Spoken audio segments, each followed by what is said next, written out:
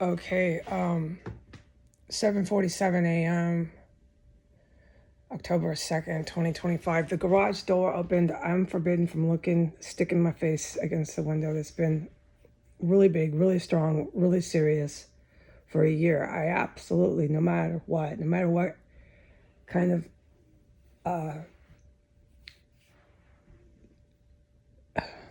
upset I get in, no matter how upset I get, I can't fucking do certain things, okay? Some of it is like yesterday, waiting multiple hours before I was trapped in the room again. There was explosive weapons that were popping up, stench level 5 in my room. That confirmed why. Just on and on and on, okay? So the same with the windows. When they're opening up that garage door and engaged in just outright obvious combat and terrorism, I can't stick my face right up to the window anymore and look at them. And filming them would be fucking completely out of the question, okay? But what I am to say this morning is the homosexual neo-Nazi man that has been involved with the animal laboratory and everything that I have ever witnessed here for 6 years. He's been a big front runner in it, a big person in it. He's a really evil man. He also is a practicing cannibal. Okay, these are legal facts. So when he's a big person on this compound, it means he's a big person in everything that I've said this compound consists of, okay?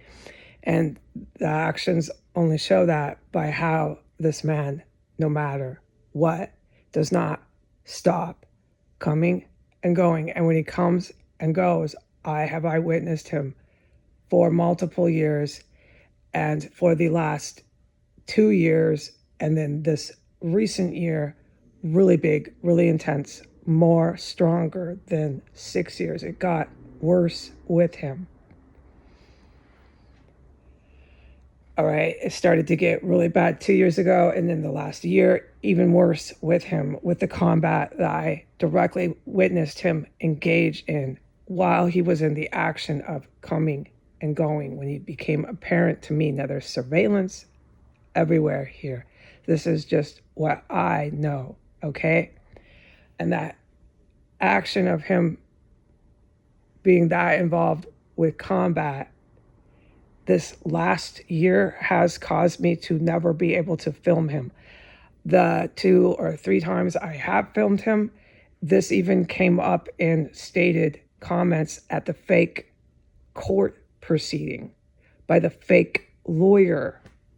This man is in the DOJ, is some sort of Fed, is what he was, Brian Cass. He's a dirty, dirty, dirty bastard cop, and he made attempts on my life.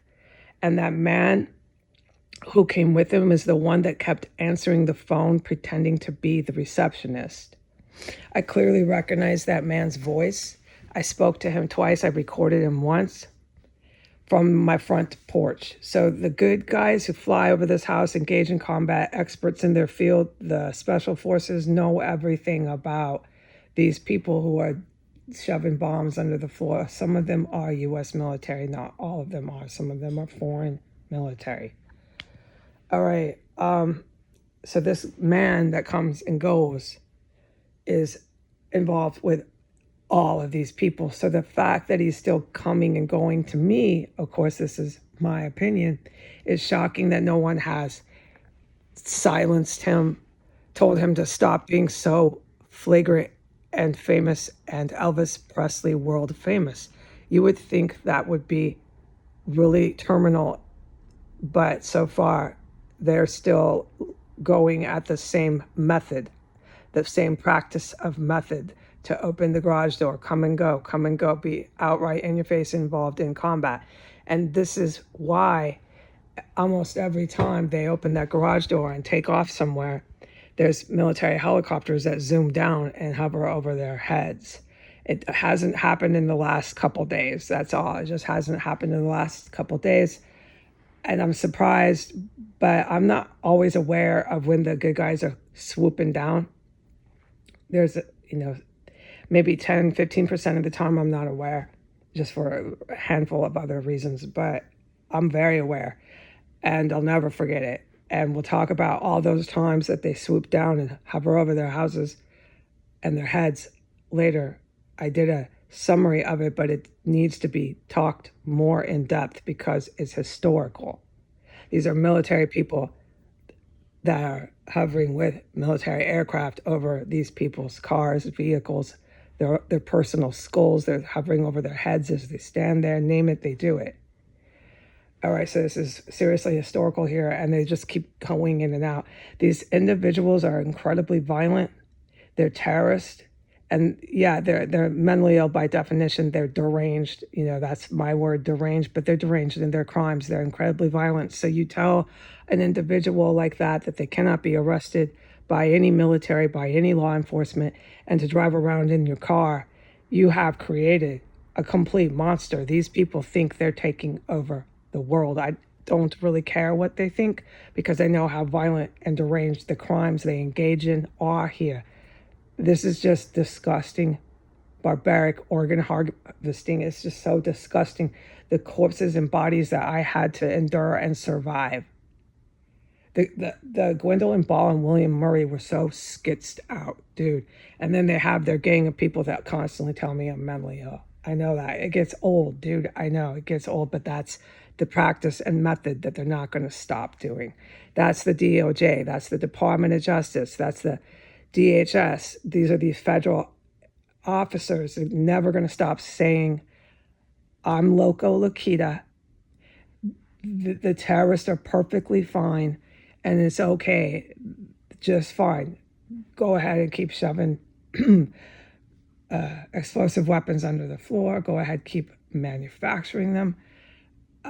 They're shoving ones they have to be given. The ones they're using lately, they don't make here. They have things built, stuff and things were built to make really dangerous chemical explosive weapons here. There's two things I'm talking about. But those ones that they make here aren't what I'm smelling. Those ones they've been bringing in, they're bringing in. It's getting worse and worse here for these people.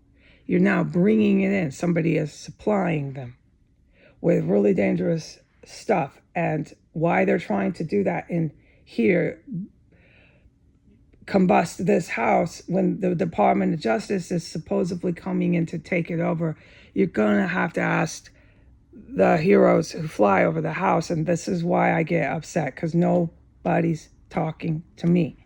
And I'm witnessing this around the fucking clock. Yeah, I think everybody understands that's illegal. That is illegal. So I don't want to start on a tangent about the people who saved my life. I don't want to start right now, but this has to stop. This is absurd. All right, so what I've witnessed this male do, remember I was right by his car. It smelled of crystal, meth, and tobacco. I described it. I'm not going to go through it again because of my speech impediment. It was unforgettable. I will definitely talk about it for the rest of my life, how much and big and strong his car reeked of drugs as he drove past me. So that day there was no helicopters, or maybe there was. There's so many helicopters. Honestly, I don't know. There might have been one over our heads. I'm used to that too. I'll be out there and there'll be helicopters over my head and one of these terrorist heads. I'm used to that. It's happened like 100 times. So I don't honestly want to say there wasn't. But what I remember the strongest was his car just reeking of drugs and how shocking that was. It's just, I'll never forget it. So we can talk about that anytime later, no problem. But whenever he drives in and out within 20 minutes before he exits, this place will erupt in chemical warfare. And for a good, remember I said 2 years and 1 year? So going back 2 years, they were directly attacking me with poisonous gases. And I was saying, documenting it, I was on target documenting it. So there's a handful of on target documentations of times he left and times I was poisoned, which is good enough reference for me to go ahead and fill in the rest, because there was a lot that I was forbidden to say at those times, but at least I documented the times and the individuals so I can fill in the rest with no problem, because I don't forget any of it. But he was attacking me with this military, whoever they were. That could have been Ukraine, it could have been US. I don't know who's running around under my floors in these compartments that these construction men have built everywhere. It could be Hispanic, I don't know. There's been a real problem. Some of these Latin drug cartel militaries, they've set in their smaller country militaries here fighting on behalf for the fucking drug cartel. It was a nightmare here. And when they brought in the drug cartel and they started fighting, literally engaged in combat, it was way blown out of proportion.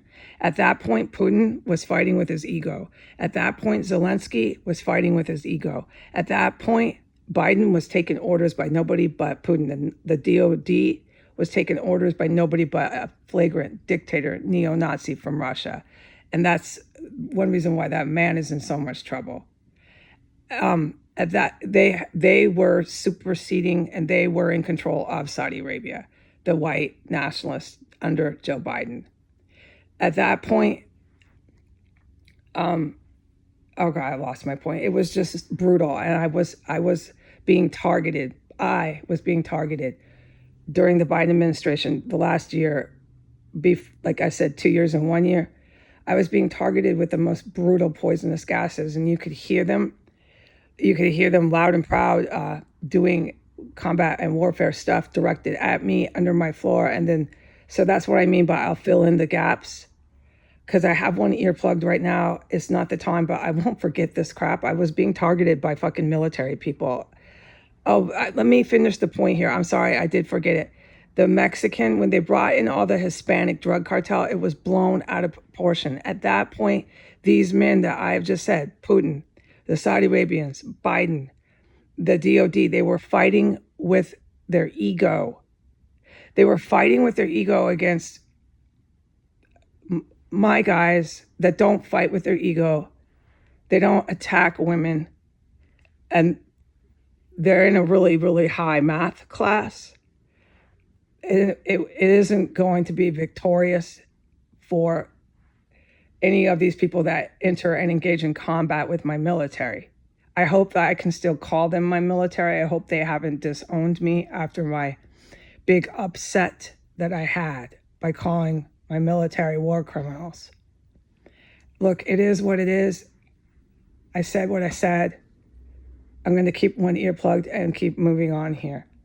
I still see them as my military, and I know their qualifications and their expertise and skill level, okay? I'm a frontline hands-on witness to it. So that's what I mean by the body count here and the organ harvesting here, the barbarianism, and these people that keep driving in and out are hands-on, some of the individuals who do these grotesque and gruesome violent offenses here inside of their bedrooms. You walk past S Street and there's a only thing that happens here is indescribable violence going on in these bedrooms. They set up these apartments to look like people are just doing a regular living and walking their dogs. That female with the bright pink hair is another practicing cannibal.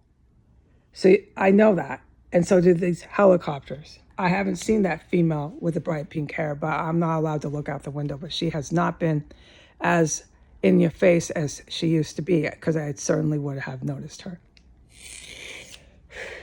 For a while, that female who was a practicing cannibal with the bright pink hair was trying to be a local town celebrity, and she was being definitely sanctioned to do that. So this is how far gone and out of control the city is. The woman is a practicing cannibal. These guys flying over their heads at some point need to take action on the city of DC. And they know that. I'm lecturing the wrong people. The expertise and math class grade level is beyond me. So why am I lecturing the good military? All right. So let's go back. So when 2 years started during Biden, when they were fighting with their ego, setting up all the construction sites with littered, just infested with Colombian, Venezuelan, and Mexican national drug cartel construction workers. Some of them were military, some of them were paramilitary, so on and so forth. They're all dressed up like construction men. This was incredibly violent here, and the body count was out of control. And these cars would come in and out. That white homosexual male would come in and out. Helicopters would follow him. They've been following him for the good 2 years.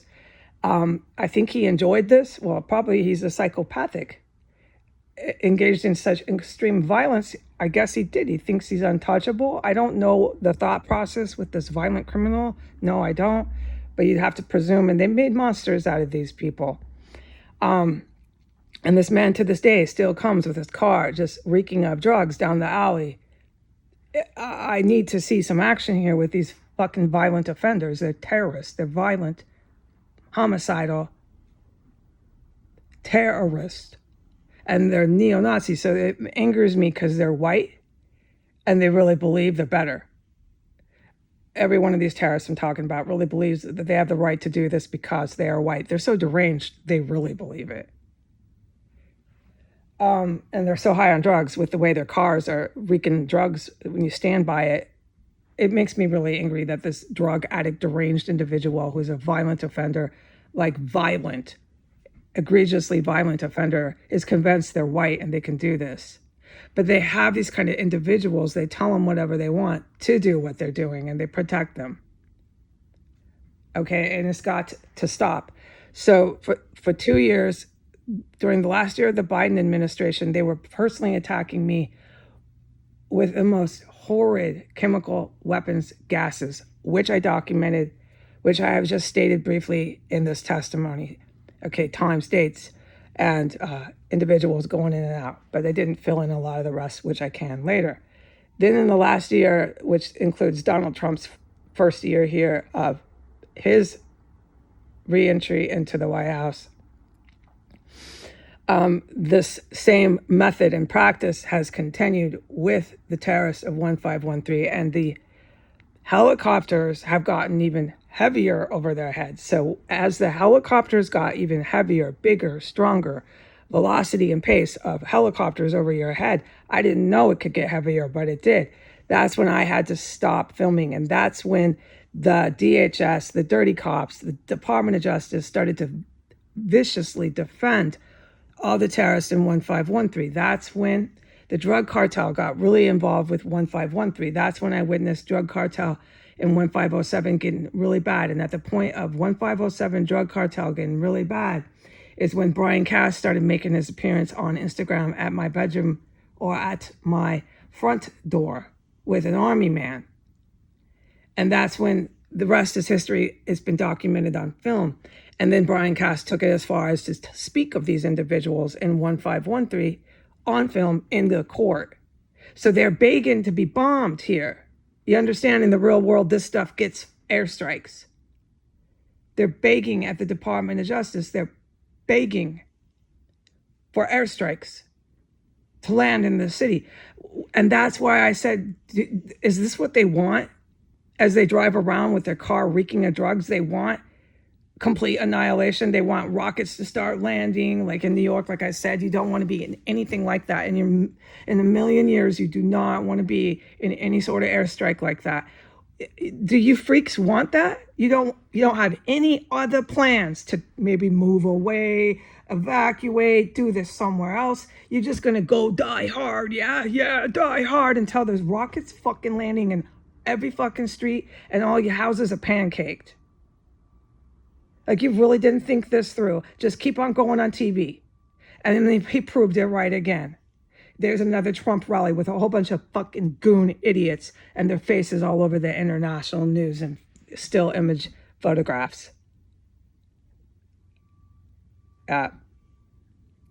Those are the men from the Pentagon that directly protect and have protected this S Street compound. They're supplying these chemical weapons, bioweapons, and explosive weapons.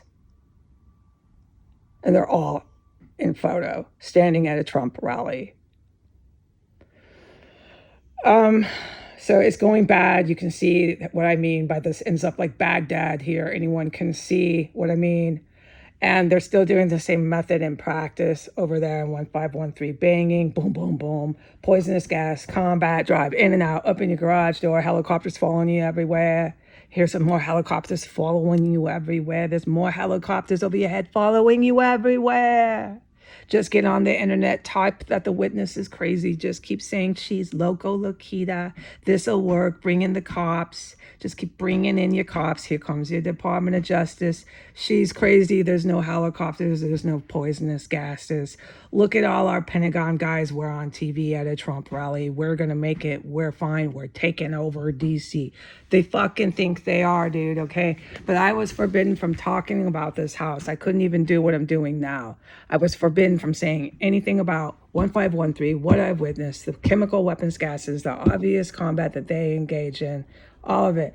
So when this man during the Biden administration was poisoning the living life out of me, and when this man during the Trump administration was still poisoning the living life out of me, and then that stopped, and it was just chemical weapons that were going off down there that weren't at me, and I started saying it's not at me, but it's still happening.